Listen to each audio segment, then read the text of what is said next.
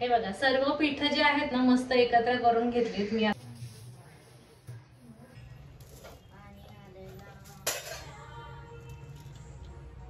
तर मी आहे ना ही 2 रोपं आणली आहेत। तर मी डेली व्लॉग का करत नाहीये आणि मी माझं जे घराची टूर जी आहे होम टूर कधी टाकणार आहे।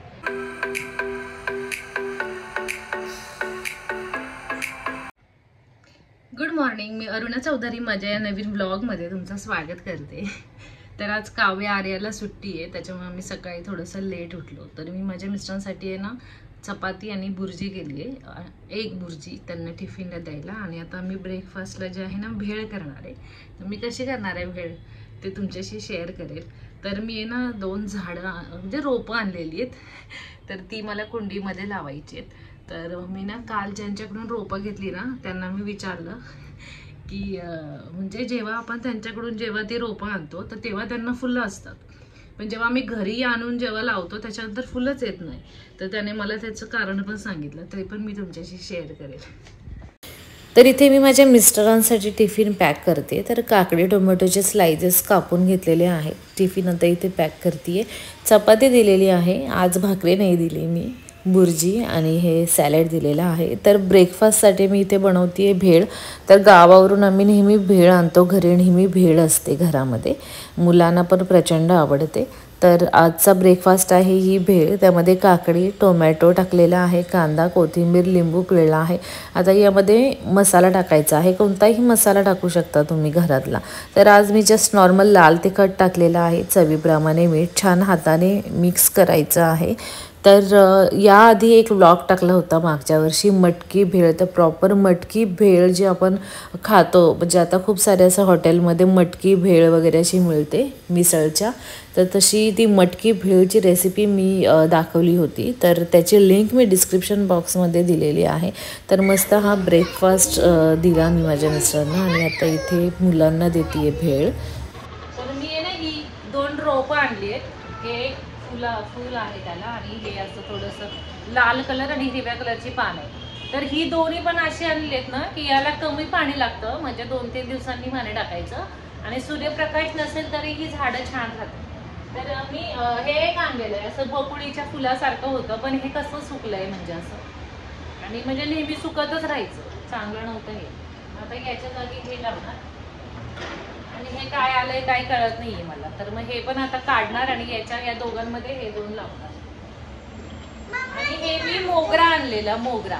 तर याला 2दाच फुलं आली, म्हणजे ज्या कळ्या होत्या आणताना त्या ज्या फुलल्यानंतर फुलंच नाही आली। तर मी त्याला बोलली, तर तो बोलला एक तर सतत त्याला खत घालत राहायचं, महिन्यातून एकदा तरी किंवा 2दा। आणि हे असं एक भेटतं, त्याच्यावर त्यांनी नाव वगैरे काही लिहिलेलं नव्हतं। तर हे 50 रुपयाची बॉटल दिली। तर याचे 4 ड्रॉप 4-5 ड्रॉप 1 लिटर पाण्यामध्ये टाकायचे आणि त्याचा रोज असा पानांना ना स्प्रे मारत राहायचा। तर मी हे याच्यामध्ये टाकले आणि असं याला स्प्रे मारायचं पानांना, तर जसं टवटवीत पण राहतात, त्याला फुलं वगैरे पण येतात, असं सुकत वगैरे। तर मग मी आता या कुंड्यांमध्ये हे 2 लावून घेणार आहे।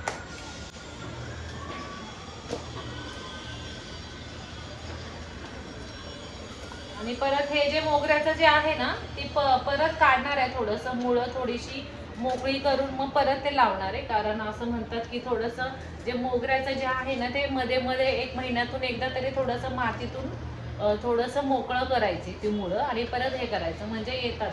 म्हटलं चला बघूया करून काय फरक पडतोय का। तर हे जे सुकलेलं वगैरे आहे एक्स्ट्रा वगैरे पण मी कापून टाकणार आहे। मातीची भांडी तुला बनवायची याची। आता हे मोगऱ्याचं जे रोप आहे ना, तर याचं थोडंसं मुळं जे आहेत ना, आता तो जे झाडवाला बोललाय ना, म्हणजे ज्यांच्याकडून रोपं आले, तसं 1-2दा महिन्यातून जरा मी प्रकार करून बघते। त्याला खत वगैरे पण घालणार आहे आता याच्यात।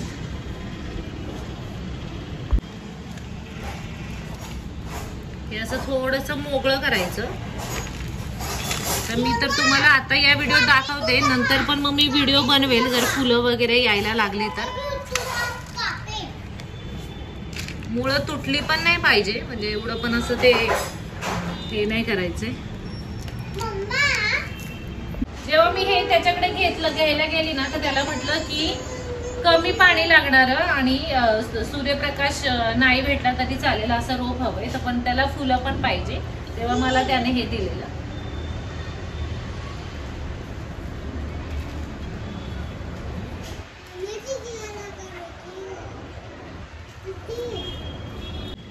तर हे रोप लावून झालेत. आता याला ना असं खत जे आहे ते पण असं टाकून घेते यामध्ये. तर आहे ना असं खत वगैरे टाकून झालेली आहेत. मी ना आता या झाडांना पाणी देणार बघा, असं खत वगैरे टाकून झाले. या झाड हे मोगऱ्याचं आहे, तर याला आहे ना थोडंसं याचे फांद्या वगैरे मी तोडून टाकलेत. हे गुलाब आहे बघा, गुलाब आले याला.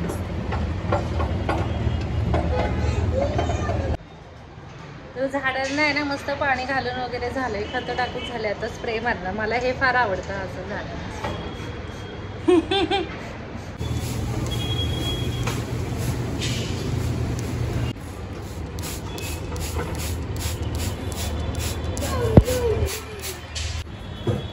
किती टवटवीत दिसत आहेत बघा फुलं आणि पानं पण. तर तुम्हाला इथे हे पिठाचे डबे दिसत असतील, तर इथे हे चण्याचं पीठ घेतलेलं आहे मी 1 वाटी. तर मी इथे थालीपीठाचं पीठ मिक्स करून ठेवतीये, म्हणजे आयत्या वेळेस ते बरं पडतं. तर आमच्या घरात थालीपीठ प्रचंड आवडतं, म्हणजे डब्याला दिलं तरी आवडतं, सकाळी मस्त ब्रेकफास्टला गरम गरम खायला पण आवडतं, संध्याकाळी पण आपण ब्रेकफास्टला हे करू शकतो. संध्याकाळची मुलांना भूक लागते ना, तर असं पीठ म्हणजे भाजणीचं थोडंसं अवघड जातं ना, एवढी सगळी धान्य गोळा करा, मग ती भाजा आणि मग ते भाजणीचं त्याचं पीठ बनवा वगैरे. तर घरात जेवढी पीठ आहेत ना तेवढी सगळी एकत्र करायची, एका डब्यामध्ये ठेवायची. पण मी हा डबा जो आहे मी फ्रीजमध्ये ठेवणार आहे, कारण याच्यामध्ये जे मी पीठ टाकणार आहे ना बाजरीचं पीठ, तर बाजरीचं पीठ तुम्हाला माहिती असेल जास्त दिवसांनी कडू वगैरे होतं, तर त्याच्यामुळे सर्व पीठ माझं खराब होईल. त्याच्यामुळे मग मी फ्रीजमध्ये या डब्यामध्ये मिक्स करून ठेवणार आहे. तर इथे हे 1 वाटी चणा डाळीचं मी पीठ घेतलेलं आहे, 1 वाटी मी तांदळाचं पीठ घेणार, 1 वाटी ज्वारीचं, 1 वाटी बाजरीचं आणि 2 वाट्या गव्हाचं. आणि तुमच्याकडे जर नाचणीचं पीठ असेल तर अगदी उत्तम, ते पण तुम्ही यामध्ये ऍड करा. तर मग ही या वाटीचं मी माप घेतलेलं आहे, तर ही 1 पाव किलोची वाटी आहे. तर सर्व पीठ जी आहेत मी एकत्र करणार आहे. तर हे मी विकत आणलं होतं तांदळाचं पीठ डीमार्ट मधून, तर हे काही चाळायची गरज नाहीये. तर हे पण मी 1 वाटी मी यामध्ये टाकते.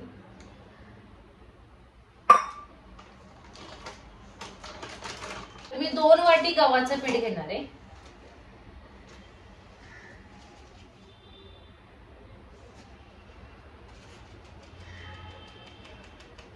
तर जी पिठं चाळायची गरज आहे ती पिठं चाळून घ्यायची. तर 2 वाट्या गव्हाचं पीठ चाळून झाल्यानंतर त्यामध्ये 1 वाटी मी हे आता ज्वारीचं पीठ घेतलेलं आहे, ते चाळून घेणार आहे. तर आता ज्वारीचं पीठ चाळून झालेलं आहे. आता हे बाजरीचं पीठ, आणि खरंच तुमच्याकडे नाचणीचं पीठ असेल ते सुद्धा 1 वाटी टाका, अत्यंत पौष्टिक असे थालीपीठ होतील. तसं एवढी 5 पीठं टाकल्यानंतर तर पौष्टिक होणारच आहे, पण नाचणीच्या पिठाने अजून पौष्टिक होईल. आणि ना थालीपीठाचा कलर पण छान येतो. तर सर्व पीठ जे आहेत चाळून झालेली आहेत. तर आता हे चांगलं मी मिक्स करून घेणार आहे. हे बघा सर्व पीठ जे आहेत ना मस्त एकत्र करून घेतलीत मी. आता या डब्यामध्ये भरून ठेवणार आहे. तर मी ना 5-6 वर्षापूर्वी मी केलं होतं भाजणीचं जे थालीपीठ आहे ते सुद्धा केलेलं, पण हे ना अगदी इन्स्टंट झालं. म्हणजे 2-3 पीठ तर घरात असतातच ना, आणि डीमार्ट मध्ये वगैरे किंवा असे जे फूड मार्ट असतात तिथे ना ही सगळी पीठ अशी अर्धा किलोचे वगैरे पॅकेट्स मिळतात. असे आणायचे, एकत्र करून ठेवायचे.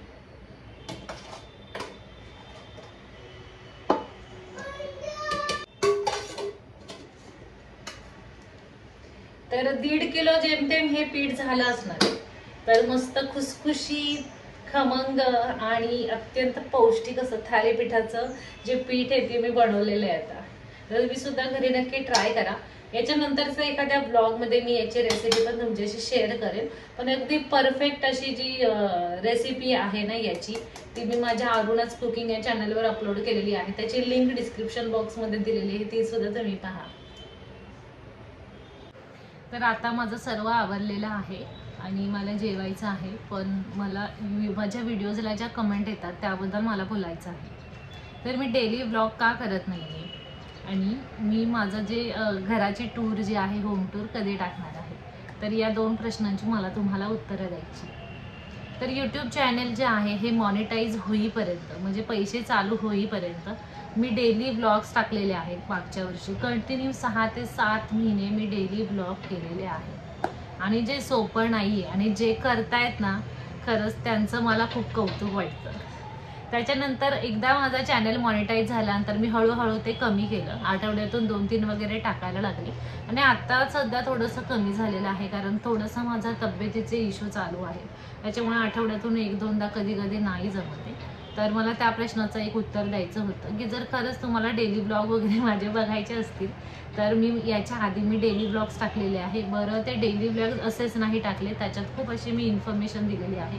म्हणजे बेबी फूड मी टाकलेलं आहे, ब्रेकफास्टच्या रेसिपीज टाकलेल्या आहे, काही जेवणाचे पण मी पदार्थ त्याच्यामध्ये शेअर केलेले आहे आणि आता सध्या ट्रॅव्हल फूड ब्लॉग वगैरे असं मी टाकते. आणि मी होम टूर का करत नाही आहे, तर आता सध्या आम्ही 4 महिनेच झालो आम्ही आमच्या घरामध्ये राहायला आलेलो आहोत, म्हणून मी अजून होम टूर नाही केलेला आहे. तर नक्कीच करेल मी होम टूर 1-2-3 महिन्यामध्ये वगैरे. तर थोडंसं नॉर्मल सेटअप वगैरे राहिलेला आहे तो मी करेल आणि मग नंतर मी तुमच्याशी होम टूरचा व्हिडिओ पण मी शेअर करेल. तर मग आजचा जो ब्लॉग आहे मी इथेच थांबवते. पुन्हा भेटूया नवीन ब्लॉगमध्ये. तोपर्यंत बाय बाय.